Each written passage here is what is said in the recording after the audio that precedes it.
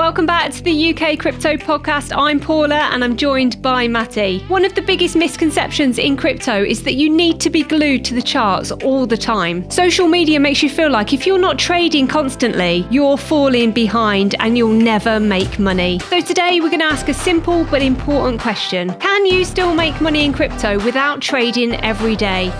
Right, let's get into it.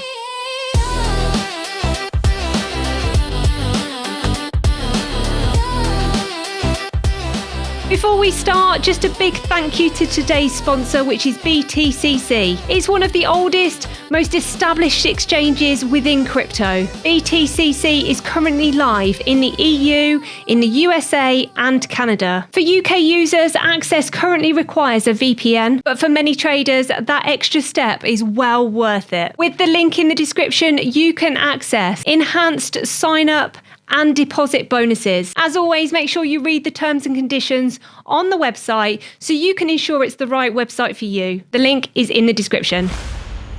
So in today's episode, we are talking about, can you still make money in crypto without trading every single day? Yeah, that's. I mean, it's a really good one, isn't it? Because the crypto market does not sleep. Mm-hmm. You've got the stocks market where they go in the morning and the floor opens and away it goes, and they go home at night. It's gonna stop. Yeah, exactly. But it's not like that with crypto, and I think it's difficult when you get involved in something and you immerse yourself in something, especially if it's fun.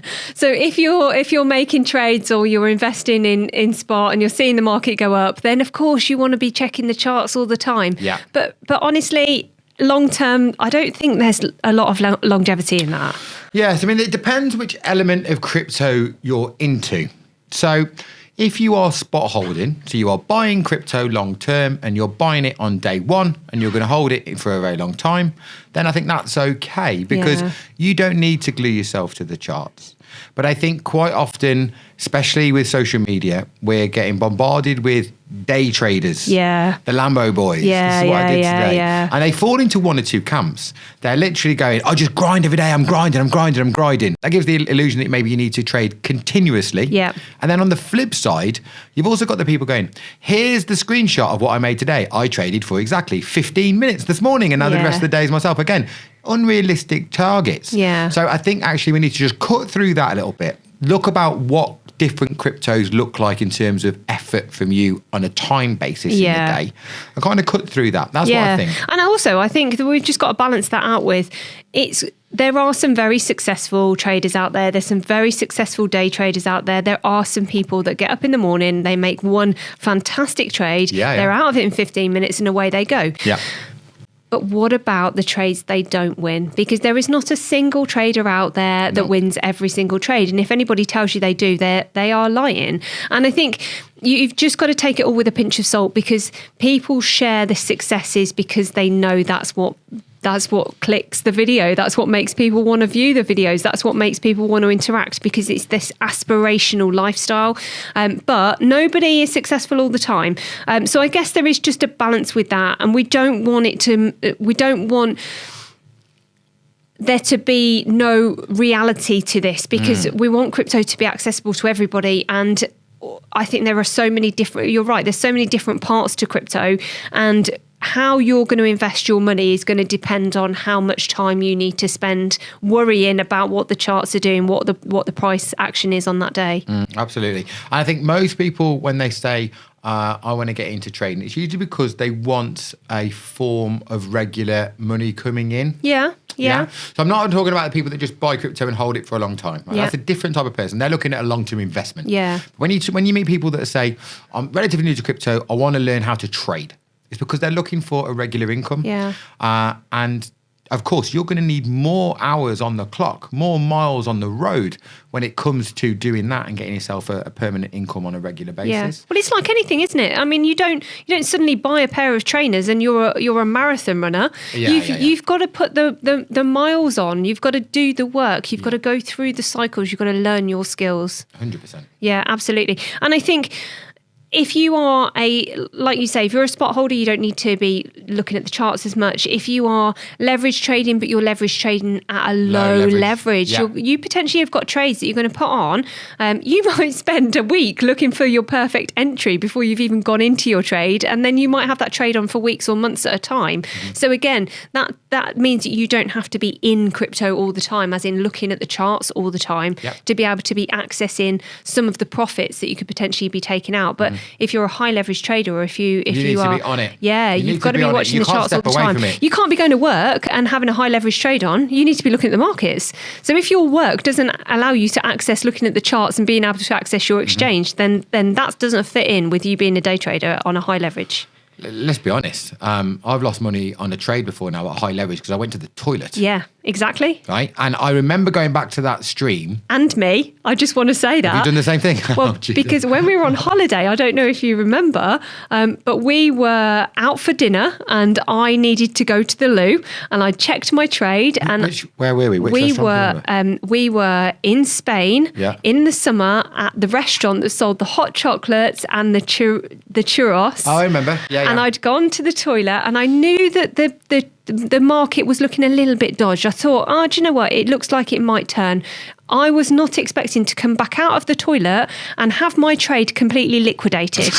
So yes, it does happen. Listen, it does. And I learnt to make sure I have a stop loss on if I'm not checking my trades all the time. A couple of weeks ago, we were talking about who had what. I think I asked a question in the Wolfpack community, and I was like, "Who's got what trades on today?" And somebody had got a 50x, whatever it was, and I was like, oh, "Okay, fair enough." This person was, I wouldn't say new, but probably 6 months in or whatever. I was like, "Okay, that's a pretty brave trade, right? Okay, what's your plans for today?" He went, "I'm about to go to work." I was like, "Oh no, oh no, oh no." Okay, so if you have a job, I would suggest if you're doing high leverage trades like that, save that for the weekend or maybe when you're on holiday. Yes.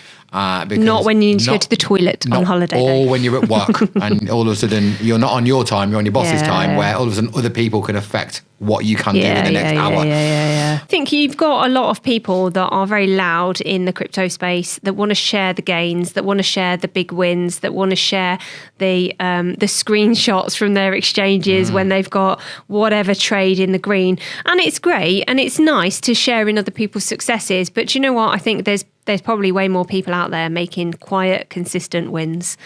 And I think that's probably the unsung heroes of the crypto world, because actually there are people out there that don't need to shout from the rooftop. There are people out there with some huge bags of crypto that they've acquired over the years by regularly DCAing into spot holdings and also making decent amounts of money leverage trading without the need to be showing off the Lambos and the extravagant lifestyles, because not everybody aspires to that. Yeah, completely.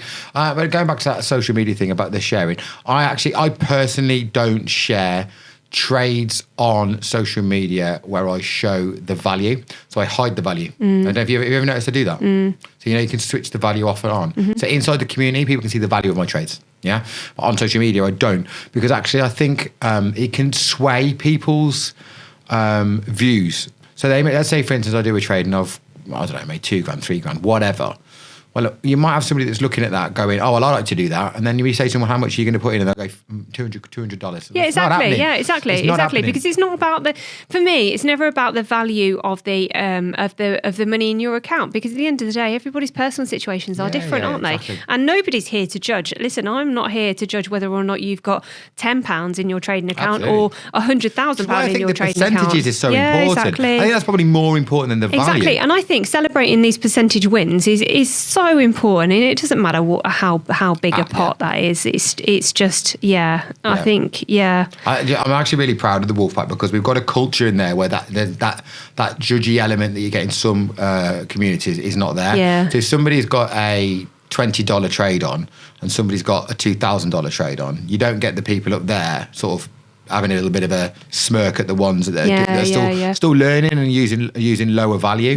Because it is like that in some communities. But also, Matt, I mean, it doesn't really make a difference. You could have a really experienced trader, but if you've got a really experienced trader that for whatever reason doesn't have the money to be able to put into their trading account, 100%. Then their trades are going to be smaller, and like it doesn't matter. Listen, if you can't win trades with $100, then you definitely ain't going to be winning trades at $10,000. So you need to cut your teeth. You need to cut your teeth and build your pot. 100% agree with that. Exactly. That you can't see an entry. You don't just take one anyway, because some people go, well, I need to trade every day. If you don't see a trade in there, don't trade. Yeah. What are your confirmations that you're looking for? What are the tick boxes that actually fill your strategy for putting on that trade? Because if you don't see it, if you don't get all of the ticks, then actually why are you going to take that gamble?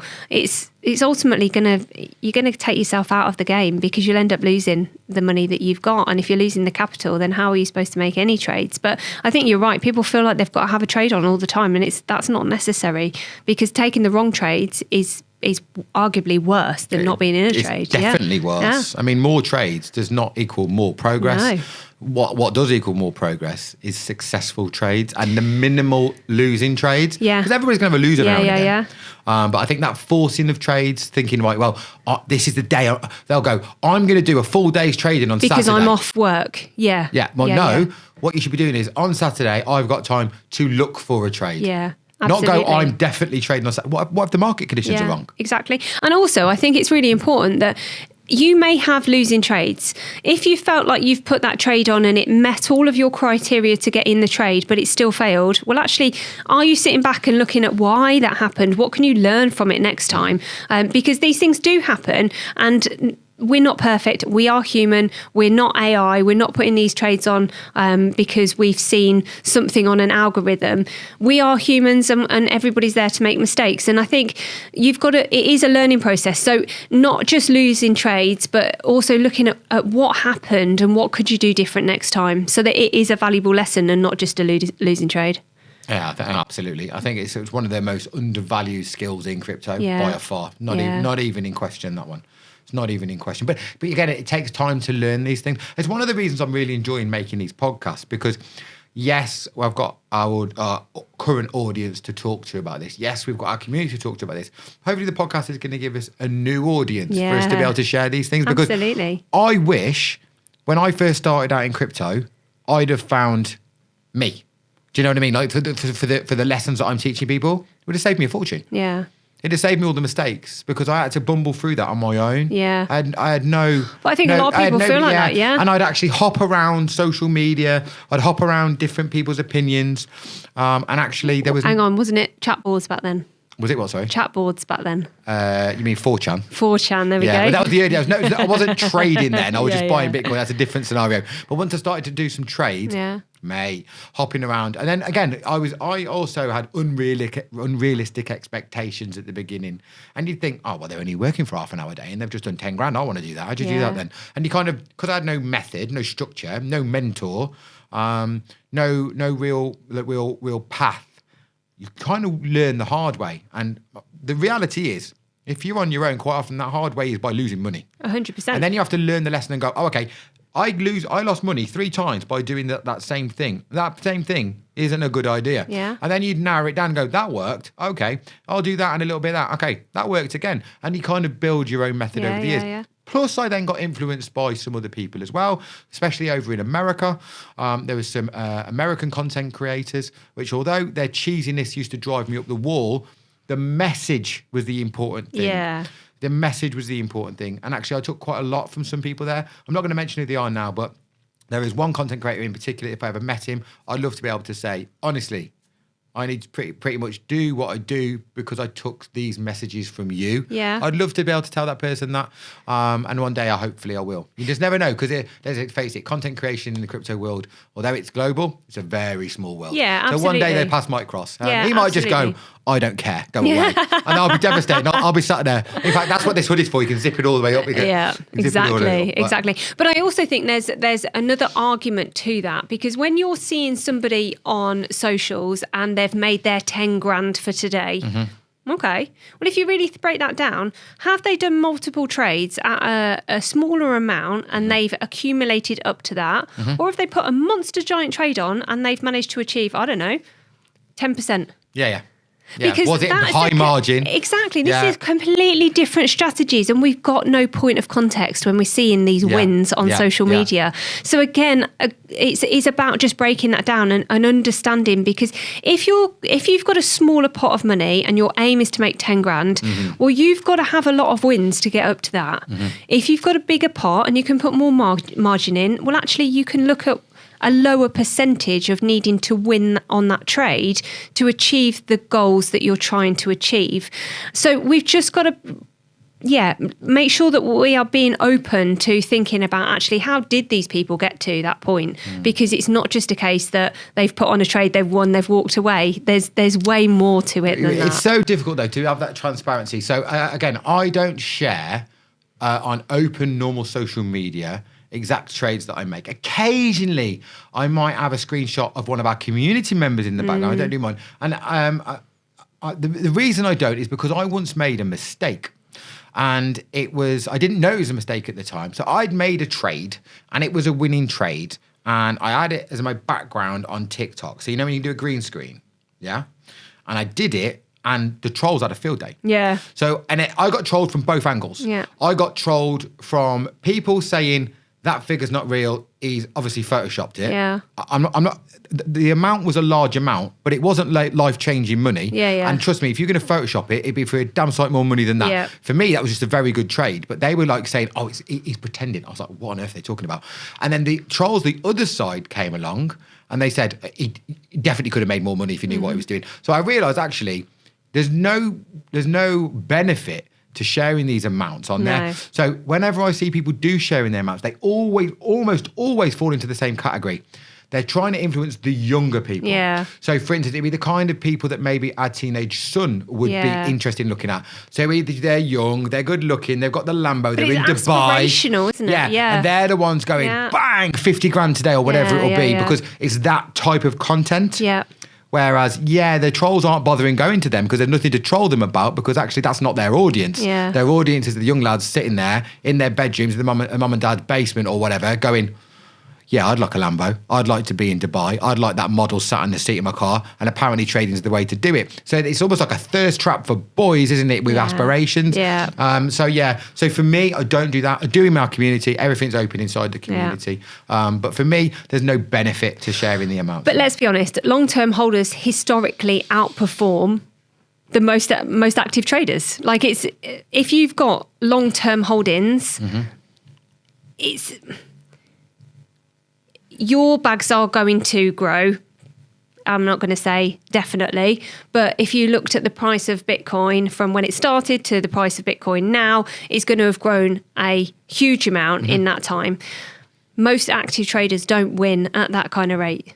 No, and that's because of lack of consistency. Yeah. So they'll have a day where they win. They'll have 2 days where they lose. They'll have 2 days where they win. They'll lose for 3 days. Yeah. Because there's no consistency there. And that's because they haven't got the risk management right. Yeah. So if you're sticking to like the method that I use, which is low leverage with a consistent pattern, then it's, unless there was a complete black swan event and the market got absolutely crippled while I was asleep, it's very unlikely I'm going to lose money on a consistent basis. I'll give you an example, right? So at the point of recording this now, we are now, is it mid-January or? Yeah, it's mid-January. Okay. It is. Yeah. Using my strategy and method, I now haven't lost a trade since the end of September, beginning of October. I have lost some trades. It's because occasionally I do trades outside of my normal strategy. Yeah. So I'll do some higher leverage trading with a particular other person inside the community where they do high leverage trading, where you accept the fact during that risk that if you win one, you're going to win a load of money. But every now and again, you might have to lose 2 to win 1. Yeah. And the 2 that you lose are very small losses. The 1 that you win is massive. That's normal. But inside my strategy, I haven't lost a trade since the end of September. Yeah. So that's about consistency, and that's why I can make money consistently. Yeah. But it is about that risk management. It is about that margin management. It is about staying in the game and protecting your capital first before you concentrate on profits. 100%. Where most people, they're concentrating on the profits first and not protecting their capital. Yeah. But that's a learned skill. You don't just get born knowing how to do that. You can't go up to any 4 or 5 year old and it's going to be natural in them to manage their capital correctly. Yeah. You have to learn it at some point. Yeah, and I think the other thing to bear in mind is if you are over trading, you are massively increasing the amount of fees that you need to pay on these exchanges. It's massively stressful and you make mistakes because you feel under pressure. 100%. Yeah. 100%. Because all you're doing is constantly chasing your losses. Mm-hmm. Because you will lose, because that you've already changed emotionally how you're looking at that. Mm-hmm. And we make mistakes in that environment. It's heightened, isn't it? Well, it happened to me. Do you remember I drifted from my own strategy for a while, didn't I? Mm-hmm. We started doing some kind of like group sessions where people were high leverage trading. And I was like, oh, this looks fun. We'll go and get involved in that. And actually I fell to the wayside, didn't I? I kind of was putting more emphasis on the fun element and the community element than I was on actually the strategy of making money. And what happened as soon as I was like, right, switch, too many people are gambling here, bang, we need to drill this into people. This is how you make money. Anything above that is much higher risk, and it's okay to take a higher risk, but you need to be careful about how much money you're using for this. As soon as we change that, everybody starts making money. It's about strategy. Strategy is the most important thing, isn't it? It's the most important thing. Absolutely. Or using systems that remove emotions like automations. Which, if you're not available to be around the charts all the time, but you want to feel like you're always in, you've got to change method. So this is an interesting one. So for those of you who don't know, inside our community, we've been working on a project now. It actually started 12 months ago, and it's evolved along the way. And the automation originally was just going to be for a select few people, which is basically some moderators inside the wolf pack. Then it came to something we could look at for the wider community. And we're at a situation now where 12 months down the line, with a hell of a lot of hard work, hell of a lot of hard work. Along with us, we've also got Stu Stocks, which is the head developer inside the Crypto Wolfpack. We've now nailed down a product that we're now ready to go to testing mode with some Wolfpack members. I think we've got 30 members that are going to get it completely free. Yeah. And they're now called the Proof of Concept Group. They're getting it completely free. No charge to them at all, so that we can gather data on a much bigger scale that's not just our own trading accounts. Yep. And we're so excited, and all those people are going to benefit from that. I'm really excited to that. But what's really important about that when we're talking about for this podcast here is that once we've nailed that down, once we've done the proof of concept team, once we're then ready to go out to market, especially for Wolfpack members, right? Because obviously everything inside the Wolfpack's cheaper if you're a Wolfpack member, right? Yeah. Is that how many people want a regular income but haven't got time to day trade? Well, because... And this will fix that for so many people because it's going to do it while you're asleep, while you're at work, while you're looking after the kids, while you're out shopping. It will run 24/7. Yeah, because I think what you've got to remember is that most people come to trading with a skill gap. Yeah. They need time, they need market cycles, they need trades under their belt to gain enough experience to probably make them educated enough to make consistent gains. Yeah. How do you do that? By giving up your job. Yeah. You can't give up your job and go at something and day trade, or you can't stay up all night and then go to work the next day. It doesn't work like that. So actually, I think that a lot of people do want this residual income, and trading's a great way of bolstering your current income, and actually to be able to do that with it being automated is absolutely awesome. So one of the reasons as well that the proof of concept team is so important is because there are so many automations on the market that just are faceless. There's no community, there's no real people, and actually a lot of them don't work or don't deliver. Whereas we're going to have a ready built 30 plus team that got to test it with no charge. Then they'll be transitioned into a paid subscription.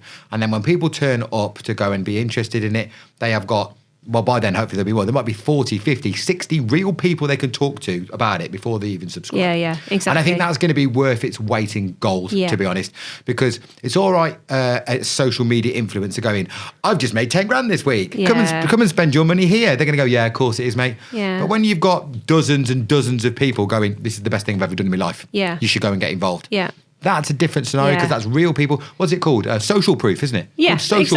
Exactly. Because it also with the automation takes the emotion out of it. So We talk about retail traders failing because of their mindset and because of their emotions and because they always feel like they catch the moves too late. Because by the time they've seen those big candles, the move's already happened. The automation takes everything out of that. You don't need to worry about your emotions because it's looking for its own confluence. You don't need to worry about it. It's just doing it in the background. And actually, I think most losses come from behavior. And that's probably, it's not the strategy. The strategy with the automations is already set, isn't it? So I think, do you need to be in the market all the time? Well, actually, it's okay if you've got an automation because the automation is not going to wake up grumpy. The automation's not going to have had a row with the missus or whatever. Do you know what I mean? Because all those things you take into account. The automations aren't going to force a trade just because you really want one. Yeah, because you want to be in. Today's the day you decided you wanted to exactly, trade. Yeah. So here's an interesting one for you. So obviously, when it comes to the automation strategy, we know what it does. Yeah, we know what it's looking for. Yeah. How many times are we looking at a live chart going, it's going to fire now? Yeah, and it doesn't. And it doesn't. Yeah. And if you was a manual trader, you would have took it. Yeah. And then what happens almost every single time? It goes in the opposite direction of we wanted it to go. Yeah. So the automation was correct. Yeah. Now, if that was a manual trade and a human, you'd have taken that. You'd now be in a loss position. Yeah. Your next trade, you put more pressure on yourself. Yeah. I'm on a losing streak now. Yeah. Which is why. And then what happens then? The psychology changes. Yeah. You get more aggressive. You revenge trade. Yeah. And you take an even more risky position. Yeah. Automations have got, they don't care. Yeah, exactly. It doesn't care. Exactly. I know we kind of humanize the automation. We've given it a name and we talk about it like it's a person. It's not a person. Yeah. It's a line of code. Yeah. And it doesn't give a shit about the market. Yeah. All it cares about is confluence and is it a good trade or not. Yeah, exactly. Yeah. Yeah. So do we need to be in the market all the time? Do we need to have a trade on all the time? Because actually, are you better off to just put, I don't know, 20 trades on in a day and then you're going to end up losing a lot of them? Or are you just better off with fewer trades and a better execution? I think you probably are. Yeah. So again, it depends how much time you've got on your hand. It depends how much minute-to-minute involvement you want. So for me, I prefer the low. I've said this a million times, but I prefer the low leverage trading because I can set them up weeks before we need to get out of them. Yeah. So most of the trades that I'm in right now, I was setting them in October, early November. At the point of recording, this is now mid-January. I don't expect to close any of them anytime soon. Yes, I've been scaling, taking profits out along the way, but they're nowhere near closing. And do I need to check them every day? No. Do I? Yes. Do I check them probably 3, 4, 5 times a day? Yeah, absolutely. But I don't need to. Yeah. But again, if you're looking at more higher margin, higher leverage trades, you need to be on it. Yeah. You step away from that, it can cost you some money. And also, I also think the other thing is when you're watching the charts all the time and you haven't really decided where you're going to get out, if you see it going and having a pullback or reversing in a way that you weren't expecting, then that fear of losing is worrisome. And how many people have you seen closing trades when actually, had they have left them, had they have breathed, had they have had a strategy in the first place, actually they could have turned them into successful trades if they just hadn't worried so much in that moment because there was so much pressure on that trade. So I think, like everything, it's always going to be about strategy because it's very easy to put trades on. It's really easy to look and find what you think is confirmation, look and find the exact point of entry. But you've also got to decide where's your stop loss, where are you happy to take profit, and then stick to your plan. Yeah, absolutely no doubt. But again, that comes down to strategy, doesn't it? That always comes down to the same thing. Education, strategy, and the mental strength to be able to stick to your plans. Yeah. I think that's also a big issue for some people. They'll have a plan, but then they'll waver from it because of emotion. And keeping your emotions in check is not easy. It's a learnt skill. It's a real learnt skill because I've seen so many people, and also done myself, have put trades on. It's got to a point where I was happy with the amount of profit. I've thought it was going to still go up. Then it's reversed. Then I've kicked myself because I didn't close the trade where I decided to in the first place. Yeah, I think we've all done that. Yeah. Yeah. Mate, I did that the other day. Yeah. Like, I've literally done that in the last week. Like, there's not even in doubt. Yeah. But again, that's I always feel these things about the higher leverage stuff, Yeah. not the low leverage stuff. Yeah. Not the stuff that makes me the money, the real money, long term. Yeah. It's more the smaller margin, higher leverage trades. Yeah. That's the ones I feel that one on. It's mad, really, because I earn less money from those smaller trades, yet I feel more pressure from them. They're more stressful because they Way move more so stressful. fast. They move so fast. Way more stressful. Yeah, absolutely. And then comparing, it just, wherever you see other people winning, you automatically compare to what you're doing, and then you always feel like somebody else is out there to do better than you, and that just destroys confidence. So it's a double-edged sword, really. So you want people to share positive stuff. Okay, we've talked about the fact that crypto's a lonely space, right? And if you've done something good, who are you going to tell? Yeah, exactly. Well, that's why crypto community is important, right? Yeah. So yeah, you do have that thing where it's a real positive thing to go, I'm really proud of myself today. This is what I did. This is what I made. This is the trade that I made. I'm really pleased, blah, blah, blah, blah. And then other people go, oh, well done, mate, blah, blah, blah. I think that's really, really good. But the flip side of that is if somebody's having a bad day, it could compound on the pressure on them. Yeah. So there is that payoff. And listen, there's no right and wrong solution. Should you not share good trades in case somebody's having a bad day? Absolutely not. What's probably more important if you're in the community is somebody like me picks up on that person that's maybe having a bad day, and I put a virtual arm around them, so we can try and get them in the right headspace to be able to be moving forward. But do you know what? It's what the Crypto Wolfpack do so incredibly well is that community and the support that they give other members and the amount of knowledge that there is, because crypto isn't just one thing. Crypto's really diverse, and there's loads of different people out there with loads of different knowledge about different parts of it, and actually there's always somebody there to help, or somebody there that can offer advice, or somebody there that's been through something that somebody else is going through, and I think that community is, well, it's awesome. I think it's amazing. I think so. I think as well, I think one of the things that people need to keep an eye on, if they are talking about the original question, which was can you still make money in crypto without trading every single day, is whatever strategy you pick, you need to make sure it fits your lifestyle. 100%. So if you are a single bloke or woman, no children, and you work from home, and the job that you do doesn't need you to have 100% attention on that job all day, maybe you could do that. Yeah. Maybe day trading is going to fit around your life already. Yeah. If you work 9 to 5 and you've got children and they are young and you've got a second job, all the rest of it, all of a sudden day trading becomes incredibly difficult because you're going to be going, okay, I'm going to trade between 7 a.m. and 9 a.m. and then I'm going to trade between 7 p.m. and 8 p.m. Yeah. And then I've got to put the kids to bed. Then I'm going to trade 11 p.m. to 12.